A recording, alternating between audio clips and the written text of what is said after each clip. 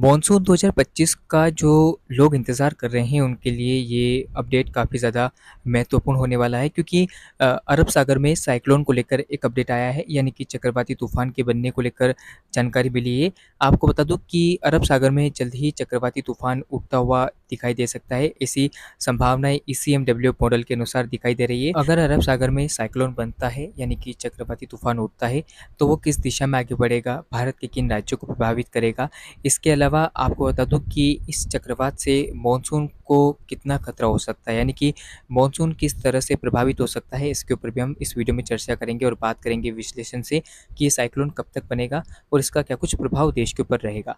उससे पहले आप सभी से छोटा-सा निवेदन रहेगा कि वीडियो को लाइक कीजिएगा, चैनल को सब्सक्राइब करना ना भूलें, बेल नोटिफ़िकेशन को भी ऑन करें ताकि आपके पास सभी वीडियो जो है हमारे नोटिफ़िकेशन के माध्यम से सबसे पहले आपके पास पहुँच जाए। आज से ठीक 2 दिन पहले मैंने एक अपडेट जारी किया था जिसमें मैंने आपको बताया था कि जीएफएस मॉडल बता रहे हैं कि बंगाल की खाड़ी में एक सिस्टम उभरता हुआ नज़र आएगा, जो कि इस यानी कि म्यांमार से लेकर उड़ीसा तक बढ़ेगा और इस दौरान इस सिस्टम के उड़ीसा पर लैंडफॉल करने की संभावनाएं नज़र आ रही थी।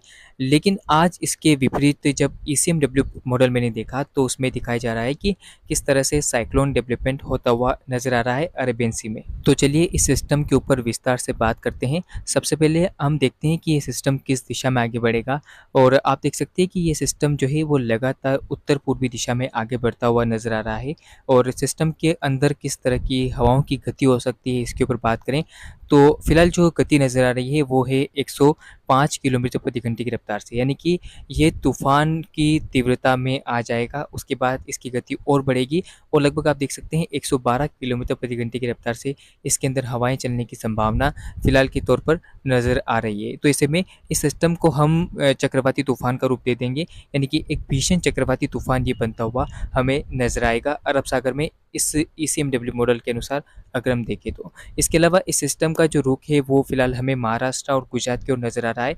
महाराष्ट्र से ये ठीक करीब रहेगा, इसके बाद इस सिस्टम में थोड़ा और इजाफा होगा, यानी कि ये थोड़ा रुख चेंज करेगा।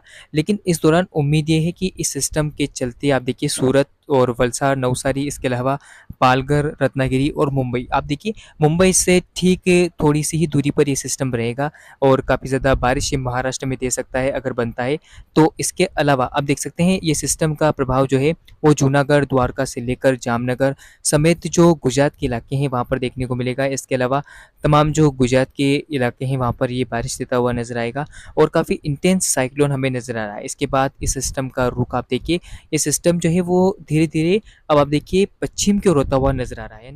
और जैसे-जैसे ये सिस्टम आगे बढ़ रहा है वैसे-वैसे इसकी हवा की गति भी बढ़ती हुई दिखाई दे रही है। पहले सिस्टम 112 किलोमीटर प्रति घंटे की रफ्तार से आगे बढ़ रहा था, अब 123 किलोमीटर प्रति घंटे की रफ्तार से आगे बढ़ रहा है। तो ऐसे में सिस्टम का रुख बदल रहा है, सिस्टम का इंटेंस बदल रहा है और ये सिस्टम मजबूत होता हुआ आगे बढ़ रहा है। हालाँकि आपको बता दूँ कि इस दौरान ये सिस्टम जो है लगातार अपनी गति को बढ़ाएगा। इसके साथ ही इस सिस्टम का जो रुख है वो थोड़ा पश्चिम की ओर होगा, यानी कि उत्तर-पश्चिम दिशा में अब ये आगे बढ़ता हुआ नज़र आएगा। गुजरात से ठीक करीब हो सकता है और इसके अलावा अगर पॉसिबिलिटी यानी कि संभावनाएँ बनती है तो ये सिस्टम गुजरात पर भी लैंडफॉल कर सकता है।